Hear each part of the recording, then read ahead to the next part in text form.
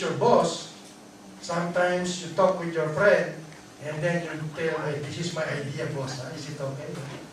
So those things are be very careful of those. Because you want to please somebody and give praises to men. So we only do things for the sake of God. And those sacrifices can only be the truth, and the truth can only come from our prayers and our reading of the Bible. And knowingly, that is the way. Protect and preserve your mind from unholy influences so that God can use it for His purpose. What are the holy influences? The TV, the internet. You need to click this button or not. Again, it's a decision, it's a commitment not to do it. Fill your minds with thoughts of God.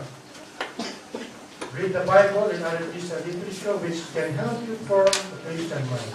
You will learn this when you start praying and knowing God. When we are confronted with the situation of choices between black and white, and then you pray, then you will always choose what is pleasing to God. That is the way to use the mind for our Lord. Use your mind actively for God's purpose. In your business, family, group of friends, Christian service. So, what it means to love God. Any question about loving God with all our heart, with all our mind? Our heart is a commitment. It's a decision to love God. No matter what, we choose Him. Mind is also relative to that. Meaning to say, we always decide on doing things for the Lord by using our mind. When we think, the way we think about others, the way we think about our future is always aligned with God's purpose. With all our strength, this means giving God all our resources, time, money, energy, possessions, and gifts and abilities. We are God's creation. He owns us. He made us actually. Right? So what we call ours is not really ours, but His. We must not set limits in our giving. Do we give to the church? Do we give alms? I remember a story when my wife, Ruth, my wife there is at the back. I forgot to introduce her. I'm in trouble.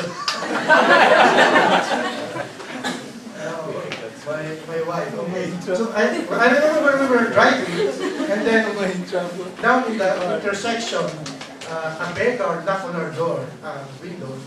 And do like that, right? And then, of course, I was hurrying going to the office. So, there's some funny situation. I opened the window and did the phone. You know what the old lady did? Did you think? Did she thank me? You know what she did? She threw it, spit on it, and then look at me. My God! Why did I give this lady some money? What did I do? Upon reflection, I guess the Lord is telling me is, why do you give your changes to this person?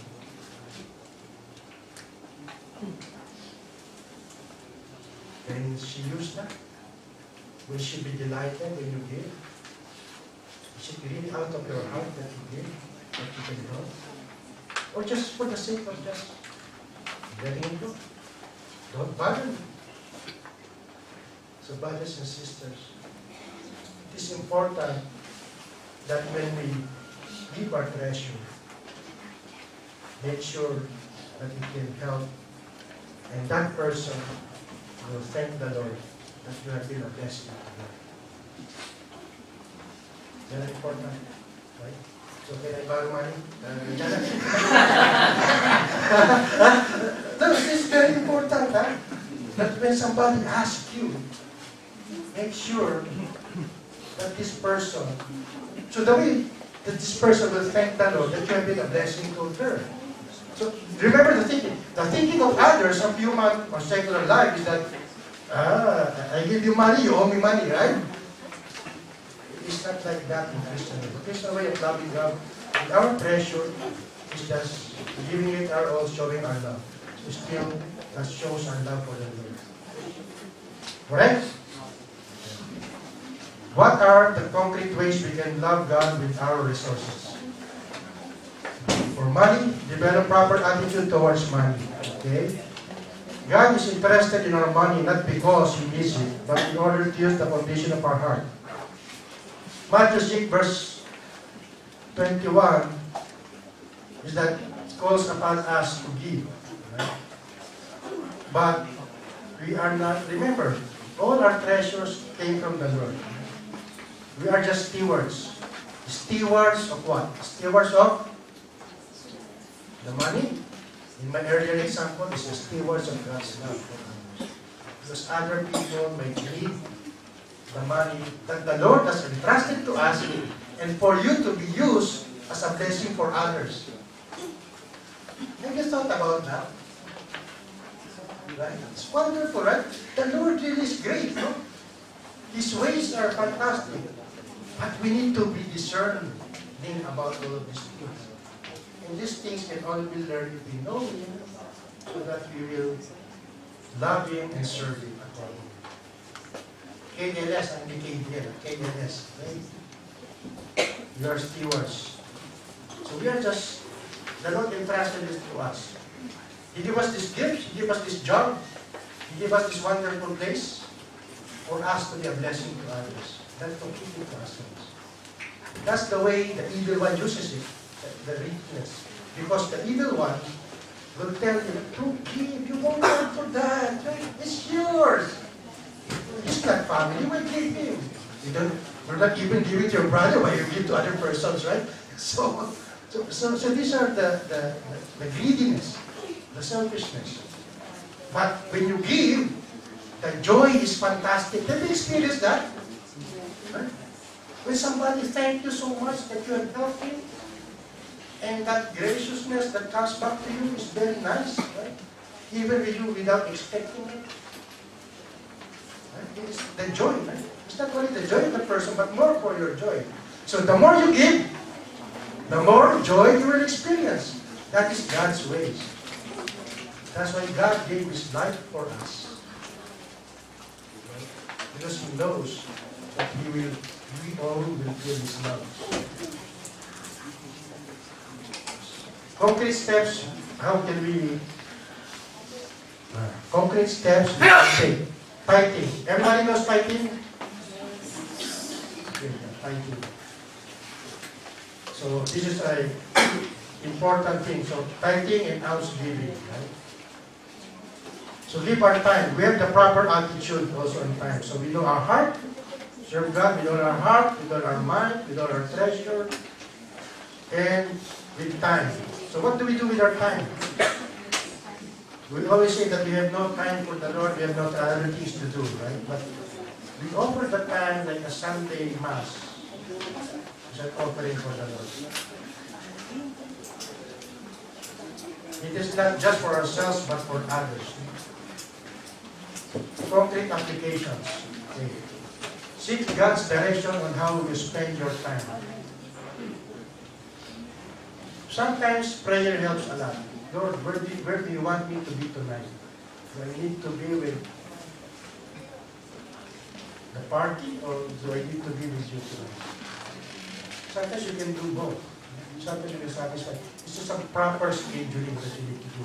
And protect that schedule. Your prayer time in the morning and evening, going to Mass, you protect it. You tell everybody that this time I cannot do, sorry. It's really up to us to decline. It is our choice. So it's okay to do some watch movie or sleep, right? Do all about these things, but spend more time in developing ourselves in knowing our Lord, so that we will be able to serve Him properly. And the Lord will always bless us by giving us a discerning heart in what to do. Loving God is very high ideal. Just showed us the way. And Jesus is our model. He was dedicated in accomplishing His mission, right? Actually, He always prays, right? My food, Jesus said to them, is to obey the will of the one who sent you, which is the Father. He was obedient unto death because He loved the Father so much. This is what we're talking about, the Gethsemane. Not my will, but your will be done. Sometimes we are faced like that. Sometimes we feel that I need to do this. But is it the will of God? Is it aligned to His teaching or not? Will it offend Him? Don't do it. So choose God. Loving God is a very high ideal. Jesus showed us the way, right? So this conclusion. I'm very happy, conclusion. Okay, conclusion, okay. So, loving God is not vague. No? It's very clear, it's very practical. Rather, it involves specific practical actions to decide. It is a decision to love God. It is a commitment. Right? But you cannot do it merely by deciding it by ourselves. No. Very difficult, you know that. Because the very bad thing can be sugar-coated and be presented to you nicely. The evil one will not come to us in a white and shining armor. Or not in dark and shining armor, but always as nice as good. Right? You found the money. You need the money. It's good. Yeah, that's yours. God gave that to you, right? So take it. Those are the complications. But if you are prayerful, we call upon God, He will help us to discern. What will make it possible is the power of the Holy Spirit. Which later on, in all the talks later on, you will be hearing more about the Holy Spirit. Just a glimpse. The Holy Spirit is, do you know the Holy Spirit? You know God the Father? God the Father is who? The Creator. God the Son is the Savior. How did He save us? By dying on the cross, how did that save us? You got 2 minutes. Because He revealed Himself, renewed us by telling us, pointing us back to the Father. When He died, everybody realized that really He is the Son of God. And then we renew ourselves and follow His footsteps. And following His footsteps, He left. When He left, the disciples were all afraid, right? Because nobody is the leader anymore. We are left, and the Romans will kill us too. So they were afraid. But the Lord said, do not be afraid. I will send you the Holy Spirit. And the Holy Spirit will come upon us after the 10 days. To strengthen us, to show the ways of God. Later, they will discuss here about the gifts of the Holy Spirit. One of that is the discernment. To discern between a good and a bad spirit. Okay. So we can do all things in our commitment to God through the power of the Holy Spirit and through Christ our Savior.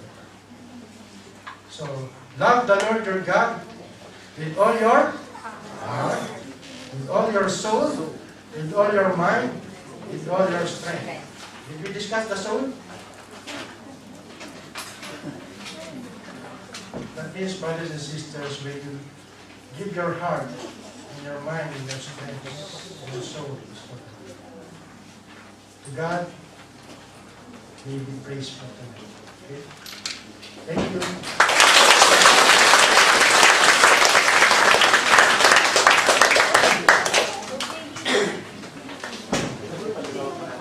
Thank you so much,